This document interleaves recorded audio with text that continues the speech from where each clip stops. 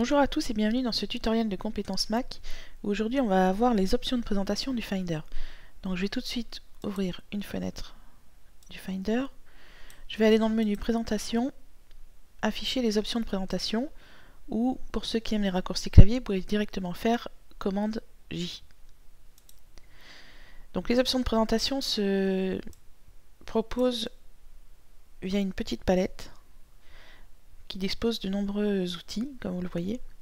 Donc vous pouvez déjà décider de ranger vos fichiers par nom, type, application, date de dernière ouverture, taille, étiquette, etc. Donc n'hésitez pas à essayer.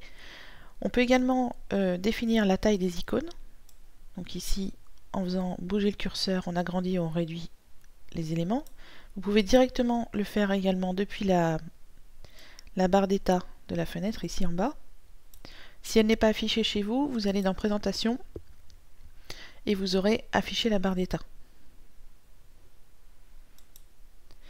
Définissez également l'espacement de la grille, donc ça c'est l'écart qui va être ajusté entre les icônes. La taille du texte, donc si vous voulez que les noms des fichiers soient écrits en gros, vous choisissez 16 et par défaut c'est en 12. On peut décider également de positionner ce texte en bas ou à droite. On peut afficher également les informations. Donc ici, comme ce sont des dossiers, il va vous afficher le nombre d'éléments, mais si c'est une image, il peut vous afficher ses dimensions en pixels. Et un aperçu à la place de l'icône. Donc là, ce sont des dossiers, donc ça ne fonctionnera pas. Mais si vous avez toujours une photo, par exemple, au lieu d'avoir l'icône JPEG d'aperçu classique, en cochant aperçu à la place de l'icône, vous aurez un aperçu de votre photo. Voilà, alors ce qu'il faut surtout retenir dans cette fenêtre, c'est qu'elle va changer suivant le mode d'affichage que vous définissez. Là, je suis en mode icône.